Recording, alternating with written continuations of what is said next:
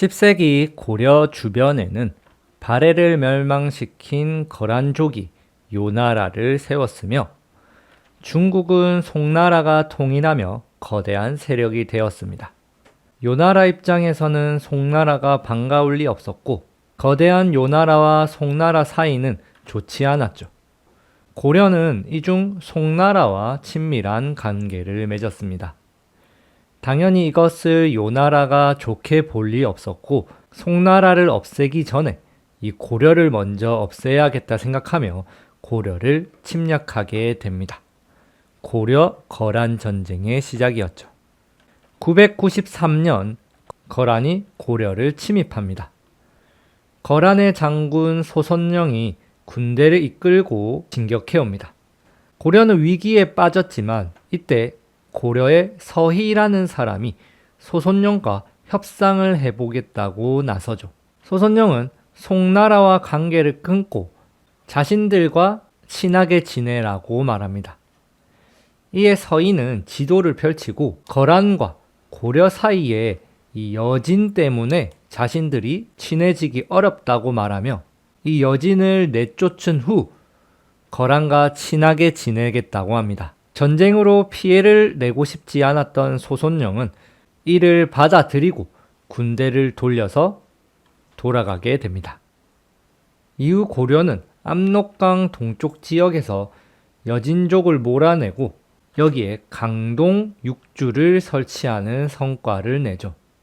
서희의 외교 단판이라 불리는 이 외교는 전쟁 없이 거란군을 몰아낼 뿐만 아니라 강동 6주까지 얻어내는 엄청난 결과를 얻어내죠.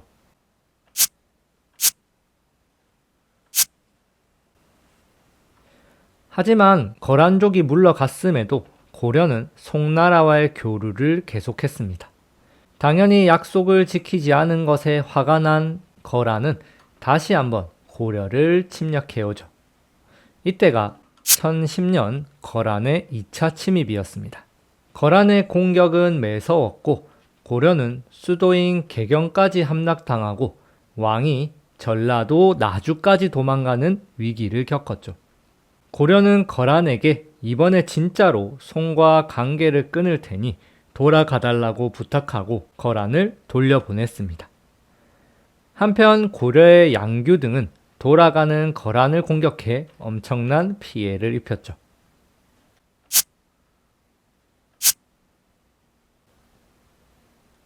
이런 위기에도 여전히 고려는 송과의 관계를 끊지 않았고 거란은 강동 6주를 내놓으라며 다시 세 번째 침입을 합니다.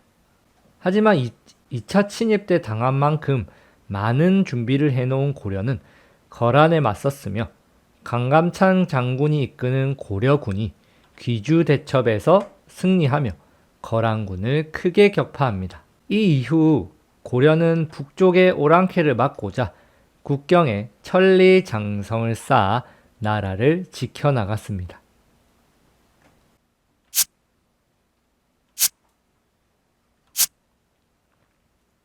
12세기에 들어 여진이 부족을 통합하면서 큰 세력이 되었고 이러다 보니 고려와 자주 충돌하였습니다.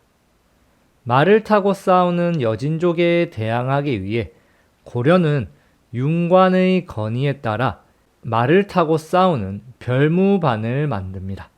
이 별무반에는 말을 타고 싸우는 신기군, 보병인 신복군, 승병인 항마군으로 이루어져 있었죠.